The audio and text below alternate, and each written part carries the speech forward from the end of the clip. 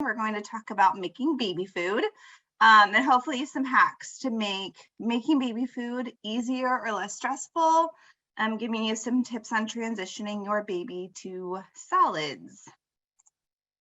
So my name is Lauren, Child Care Answer Services Central Indy, so Hamilton, Hendricks, and Marion counties, but there is a resource and referral agency that services every county in Indiana, so we are here to support you. So as we begin talking about making baby food and giving you some hacks, I just want to go over some general guidelines just to kind of start us off with some general rules or guidelines when it comes to introducing solids to young kiddos. So generally, when we're talking about introducing solids to babies, we're talking about purees, and that introduction usually starts around 6 months.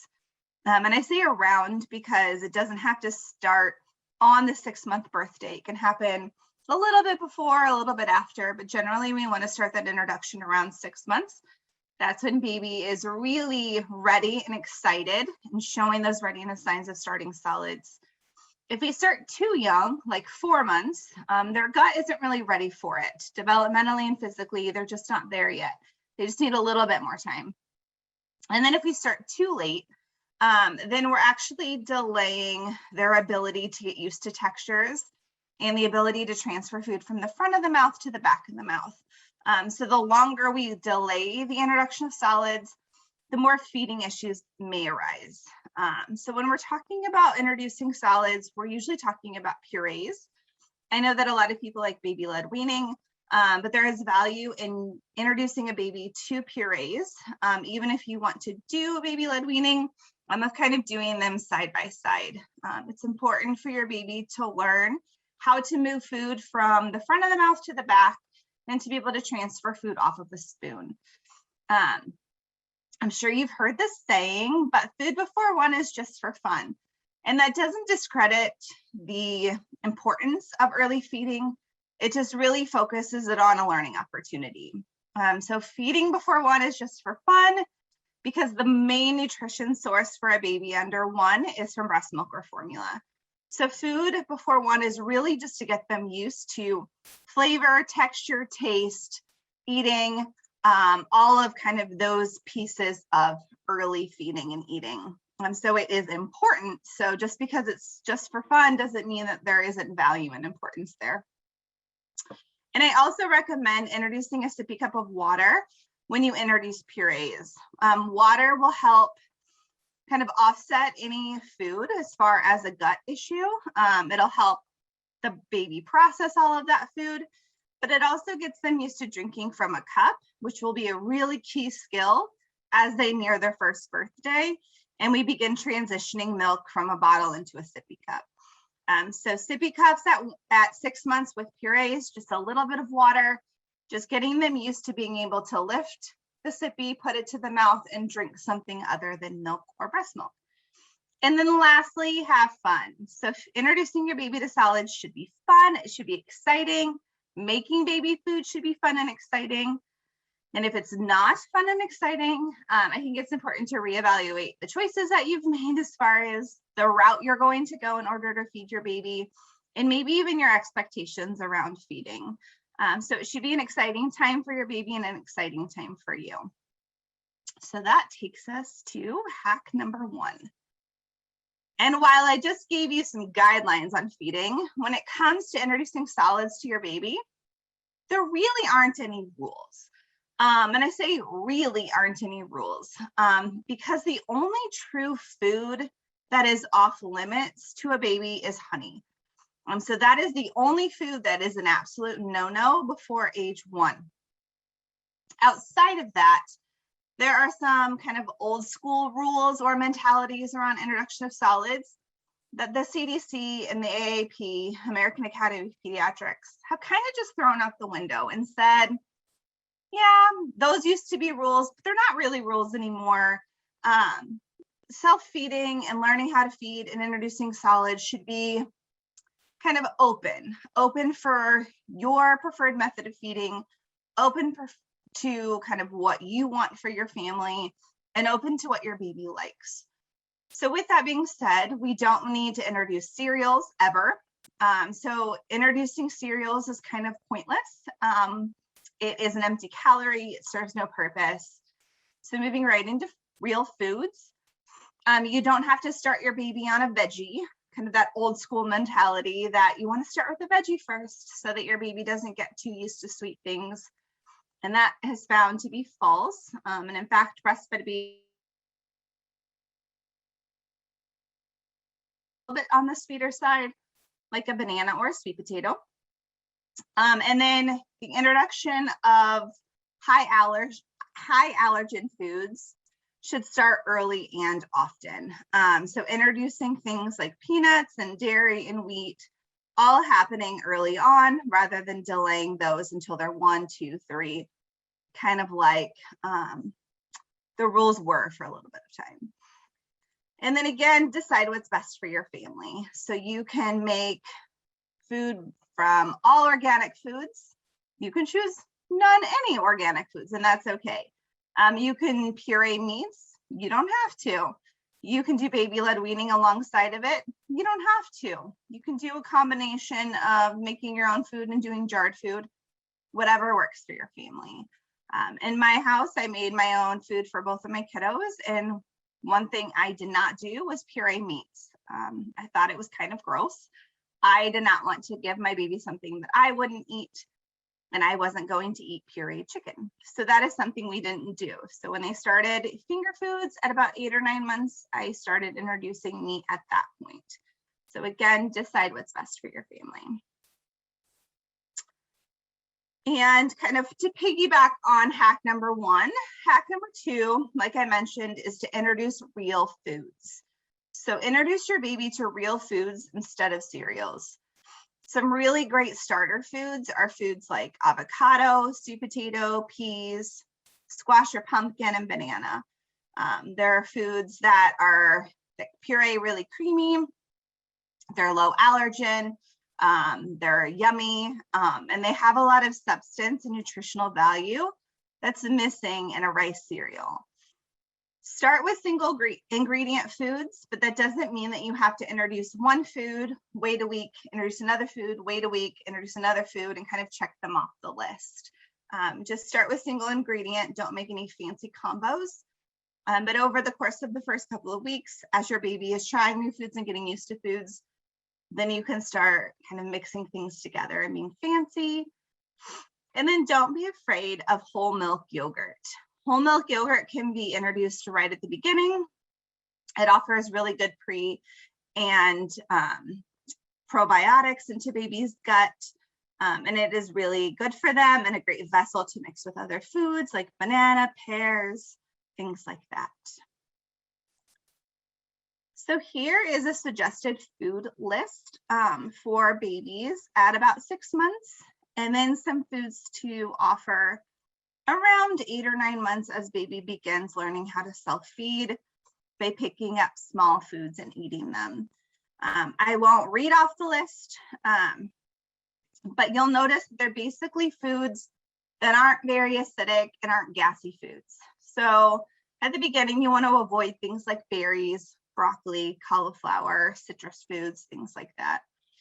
And in fact, those are the foods that I kind of tend to delay until later. Especially our high acid or citrus fruits and foods like pineapple, oranges, tomatoes, those types of things that I tend to delay those closer to 1, just because they can upset the belly and cause rashes when baby goes potty. And so these are foods that are really gentle on the stomach and great first foods. Once they start being able to pick up foods, this is a great time to continue to offer those allergen foods, unless there is a family history of an allergy like peanuts. Again, those should be introduced early. My favorite way to get peanut butter into baby's system is peanut butter powder or PB2 powder. And that mixes really well with avocado, yogurt, banana, and then offering scrambled eggs, shredded cheese, breads and pastas, beans, those sorts of things. So hack number 2 is to start small. And this is a learn from my lessons So I got really excited to make my baby food for my first.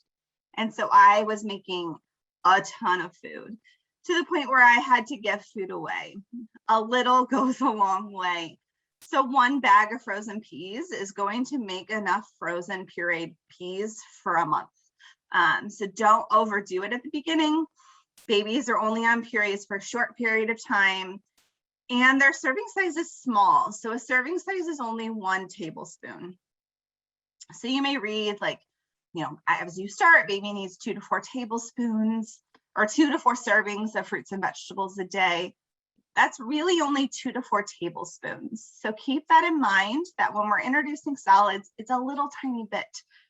It's a little cup of, avocado at dinner time. It's maybe a little bit of banana and a little bit of sweet potato during the day. It's not a ton of food. And then again, they transition to finger foods so quickly that start small, don't overdo it. One way to do this is using leftovers. So rather than buying a bunch of food, taking it home and making it, look at what you have during the week and use leftovers, puree them up. If you already had roasted carrots that week, take the leftover roasted carrots and puree those for your baby. One of my coworkers is making baby food right now, and she went to the store and got plums to make pureed plums, and the recipe called for 4. And she was like, I'm just gonna do 2. I don't really need that much. And she was like, I was shocked at how much 2 got me. 2 got me enough for probably the next 3 weeks. And so all we're having are plums. And when you want to introduce a variety of foods, a little, again, goes a long way. Hack number 4 is to use your own kitchen tools. So there are a lot of products on the market that are aimed at making baby food. Don't buy any of them. Just use your blender, your immersion blender that you already have in your house. Don't buy something aimed at making baby food. If you don't already have a blender, invest in a good quality adult blender and not something made for kids. And that is something that I learned. I registered for the fancy, like, this is how you make baby food machine when I was pregnant with my first, and it died very quickly, and it just did not have the power to blend like just a regular blender did. Also use the other tools that you have. Use your microwave. It's okay to microwave food and blend it up for your baby. Use your oven and roast vegetables. Use your Instapot to help break down meats and get them really nice and tender, or make applesauce in your Instapot. Just make food with what you already have.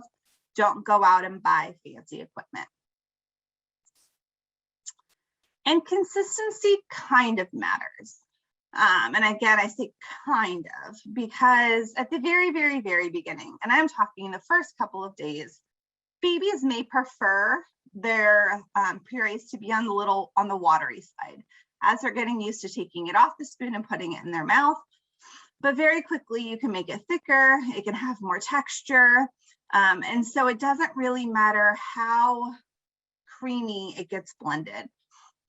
Baby food that you make at home does not have to look like the baby food that you buy in a can or in a jar. And frankly, it shouldn't. It's fresher. It doesn't have anything other than just the food in there. And babies learn very quickly how to eat different foods and different textures. If you want to thin your food, if it is on the thicker side, I'm using the water that you steamed the food in, which is full of those nutrients. So if you steamed carrots, use some of that water to thin as you're pureeing. Use breast milk, formula, or water, milk, oat milk, coconut milk. All of these different things can be used to change the consistency. You can always mix it too with another food. So if you made pureed banana and it was on the thicker side, but you already have yogurt, mix it with a little bit of yogurt to thin it. Just kind of play with texture and play with consistency. And shop smart. This is my favorite hack, is let the grocery store help you. Buy foods that are already pre-cut, buy frozen vegetables, buy frozen fruit, thaw it in the fridge, and then just blend it up. The frozen peas and carrots with the cubed carrots are one of my favorite foods to blend, but also then to give my toddler. I don't think my kids until they were 2 or 3 even knew that frozen peas and carrots aren't just always served frozen. I would just throw a couple on their tray and that's what they had. Get canned pumpkin, buy low sodium canned beans, buy your cheese shredded once you make that transition. Use PB2 powder instead of thinning regular peanut butter.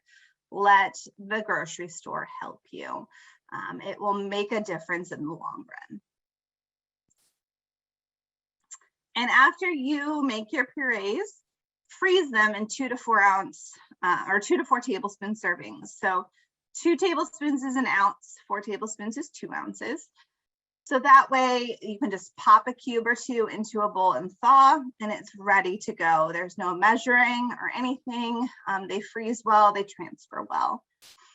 For my kiddos, I brought my own food to childcare. So I would put it into ice cube trays and freeze it, and then I'd pop them all into a Ziploc bag and just take the whole Ziploc bag and they would stick it in their freezer and they'd thaw a couple cubes at a time. So ice cube trays are fantastic for this. If you don't have ice cube trays or they're all full, you can use the splat method, which is basically just taking a spoon of food and just splatting it on a tray, sticking it in the freezer, and then once frozen, sticking it in a bag. And then I like to just thaw in serving jars. So if I know that we're having, 2 cubes at dinner tonight, then I'll just pop 2 cubes into a bowl and stick it on the counter, or microwave it for 10 seconds, stir it up and just let it sit there for a minute. If I'm going out and about, pop 2 or 3 cubes into some Tupperware, throw it into the diaper bag, and then I'm good to go. Which takes us to going out. So hack number 7 is keep it simple when out and about. And this goes back to you do what's best for your family.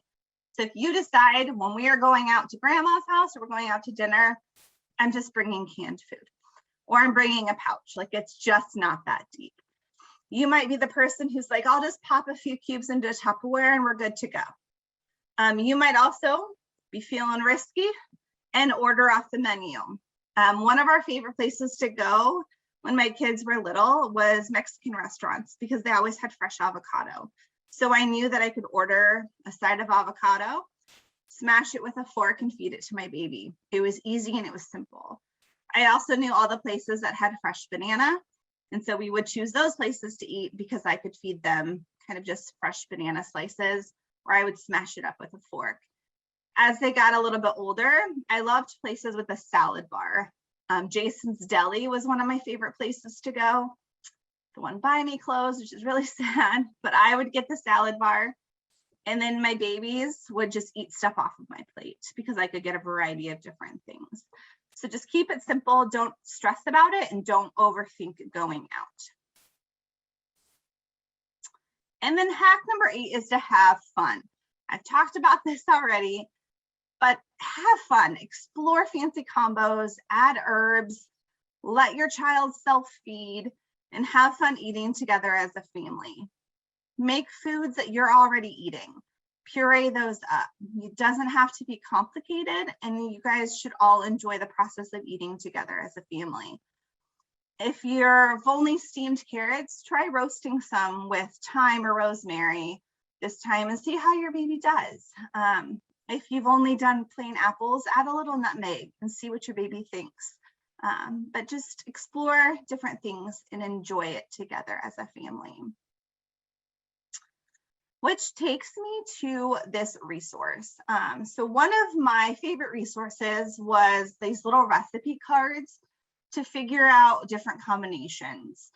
I think it was easy for me to be like, oh, banana and peanut butter go together. Or, carrots and sweet potatoes go together. But those different combinations were a little bit more challenging for me to think about. And I didn't want to make anything too weird. So I loved these recipe cards. These took like a basic puree, like banana or sweet potato, pumpkin, spinach, and then it listed all of the things that it pairs well with. So that ends my hacks, and I will see you guys on another webinar soon. Take care.